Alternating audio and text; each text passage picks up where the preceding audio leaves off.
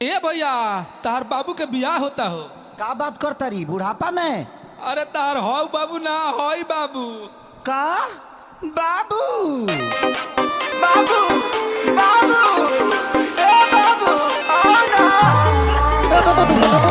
अरे ई त हमर मजनुआ हो। अरे भाग जो ना त तहरा के मुआ दिहे सोन। ए बाबू बाबू बाबू आओ ना। हाँ बहुते प्यारी करिले जानू देख लसीना फार के अबू ना तो मोर जाइब दो तहवे चियार के बाबू ना बहुते प्यारी करिले जानू देख लसीना फार के आवो ना तो मोर जाइब दो तहवे चियार के। मेरी शादी में अड़चन लाओ ना। बाबू बाबू अरे का हो? भाई जी थोड़ा धीरे मारिए ना, अभी ताजा ताजा वैक्सीन लिए हैं, बहुत घाव लग रहा है। कुकुर ले खडाट के भगाओ ना। जाओ ना। ए बाबू बहरिया ना। अरे जाओ ना। ए बाबू बहरिया ना। अरे साफे थुथुर हवा का। अरे जाना। अरे सब मार के मुआ दिहे। अरे काहे नहीं खो समझत। अरे जाना।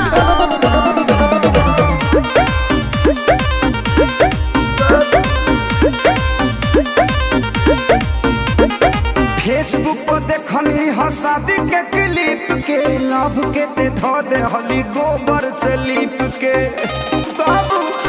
अरे हदे पिटौर बड़ा यार। भाग भाग भाग ना ता भाई हमर धाके लती ये दिए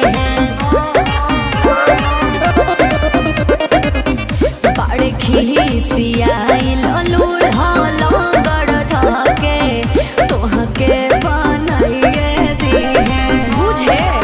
देखो माथा मेरा गरम होना। हे बाबू आओ ना। बक भाई से अपना हूँ गवाओ ना। ए बाबू बहरिया ना। ए बाबू बहरिया ना। देखा साफे समझाओ तो नहीं हो। अब की बार हाथ गोड़ कपार सब टूट जाए। अरे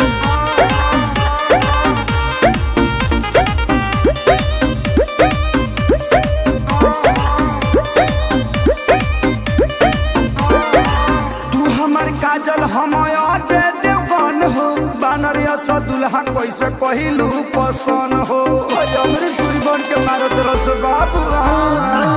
कमी कुछ नहीं खे बस तहनी मनी तोहरा से खरिया बड़े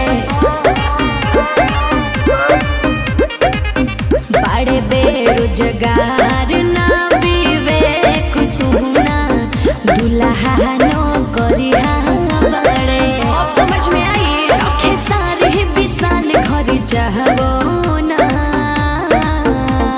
अरे जाओ। आओ ना ए बाबू आओ ना। भाई से अपना हूँ गवाओ ना। जाना। ए बाबू बहरिया ना। ए बाबू बहरिया ना। बाबू बाबू आओ ना। जाओ ना। आओ ना।